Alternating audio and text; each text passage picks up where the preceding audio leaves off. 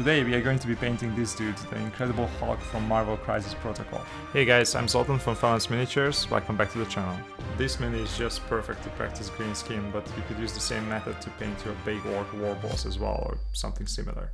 So the plan I had when I went into painting this model was to come up with something that would actually look good on the tabletop, but also would have a nice place in my display case because it looks good enough for either. So in order to achieve that, I had a couple of techniques in mind or things that I wanted to do. And the first one was that I really wanted to pay attention to connecting the different muscle groups on his body so that it looks way more organic than what I would usually paint, because what I usually do is I paint like armor. And that means that all the muscles would look like separated.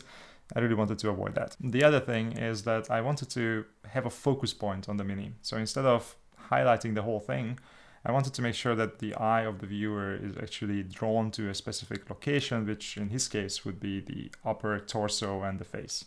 Then I also wanted to use a couple of fancy techniques, like one of them being that he's way more saturated from the front than from the back, kind of simulating the back being in shadow and the front being in sunlight. And to top it all off, I wanted to have a lot of different tones on him as well to make it even more saturated and visually interesting. So if you look at him, you will see that there is a lot of like purplish tones underneath, and then he goes from green to basically yellow. As you can see, I started out by painting the whole mini dark purple by mixing royal purple with some black. Purple is a great shadow color for green and should provide me with some nice contrast. Why did I do it with a brush instead of simply spraying it purple with an airbrush? Not sure, I guess I was in the mood for some basic brushwork. This might seem like a gimmick, but doing the green skin on pure black would create a much more bland and overall less cool end result. For the next step, I mixed together the same purple and black with dark green from AK Interactive. I covered almost everything other than the deepest shadows with this one. Not much highlighting going on here just yet, but I'm already mindful of what I mentioned before about connecting all the muscles with the highlights. So let me explain that a bit. When I highlight armor, I make sure that all the elements are separated from each other by shadows, so it is obvious where one armor plate begins and the other starts for the viewer. You could say that the light parts, the armor plates, are surrounded by shadows, the black lines around them. When we paint skin, we tend to do the same thing, taking one big muscle group, like the huge pectorals on this guy's chest, and shading all around it, separating it from the other surrounding muscles. But that is wrong, and if you do it that way, the end result won't look organic at all. Instead, we need to make sure to connect all the muscle groups to the others around them. I still leave separating shadows, but I make sure to add extra connecting highlights and connect them to the other highlights. If I do it right, no highlight will be completely surrounded by shadows, quite the opposite. All the shadows will be surrounded by highlights, which is the exact opposite of how I would do it on a non-organic shape like armor. As I switch to pure dark green and start further highlighting the skin, you can see this in action. Pay attention to all the connecting highlights I create between the neighboring muscle groups. Also notice that I don't necessarily leave the deepest parts of the muscles in shadows. In the traditional style of highlighting and shading, deeper parts should be always shaded darker, but in reality some deeper crevices would actually be quite bright at the bottom as the light hits them directly. The perfect example of this would be the sternum between the two pectoral muscles, which I make sure to highlight quite brightly on this model. Instead of making the bottom dark, I highlight the middle of the crevice and I leave the sides of the pectorals around it darker to create contrast. Imagine it is a ravine with the ravine floor lit up by the sun while the rock walls remain dark.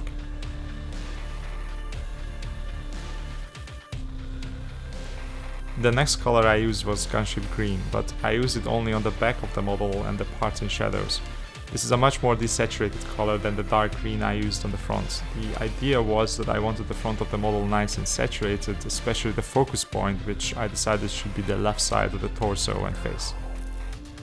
I wanted the back and the shadows to be desaturated to create contrast and make the model more visually interesting. The process is exactly the same as on the front, with one difference. I tried to go for smaller highlights than on the front, since smaller highlights overall mean a darker end result.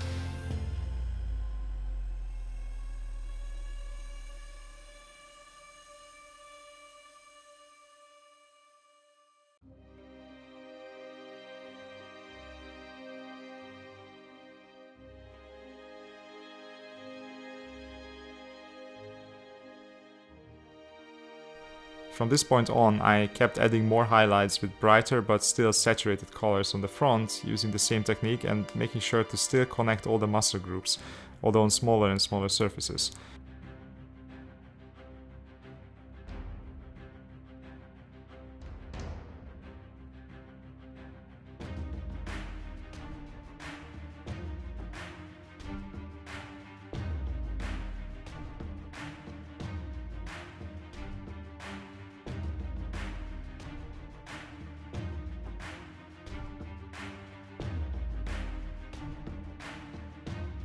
On the back, I used the same colors, but always mixing in some of the original Gunship Green to make it slightly darker and more desaturated.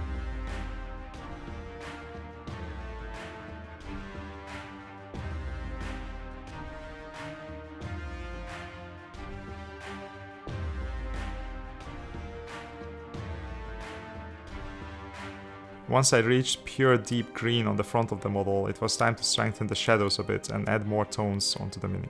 I loaded the airbrush with some thinned down burnt red, something like 8 drops of thinner to 2 drops of burnt red, and applied it in the shadows and somewhat in the midtones shooting from the bottom of the model.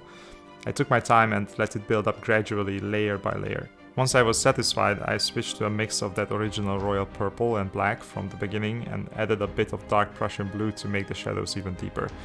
Once again, the ratio was something like 8 drops of thinner to 2 drops of paint. I was trying to shoot this only in the deepest shadows.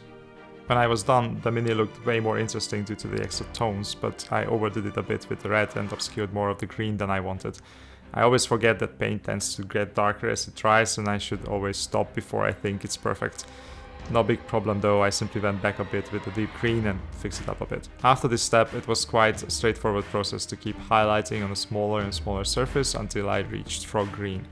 This I used pure even on the back without adding the desaturated Gunship grey. I wanted to use this color to tie the two sides together.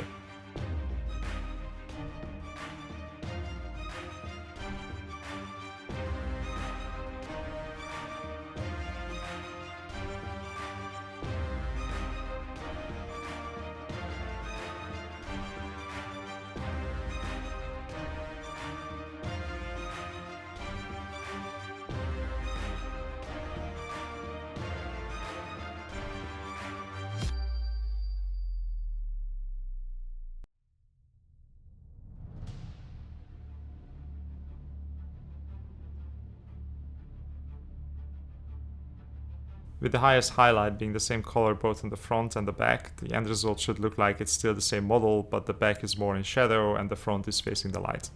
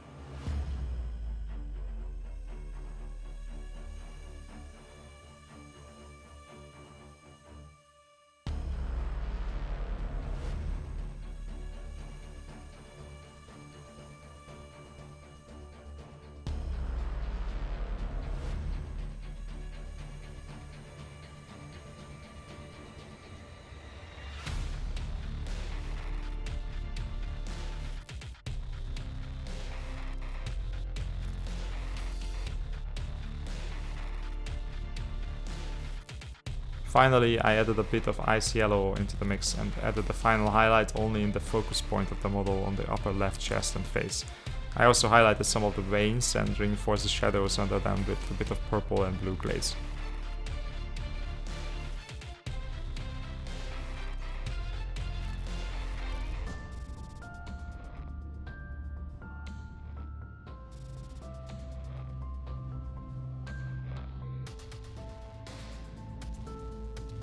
With that, the model was done and the end result looks like this. I think I managed to do most of the things I set out to do. The muscles look way more organic than anything I had painted before, and I love the effect the desaturated and saturated zones create. I can't wait to try this out on a big orc, to be honest. Thanks for watching, I hope you guys enjoyed the video, and if you did, please give it a like and subscribe. I really appreciate it and it helps the channel out. See you in the next one.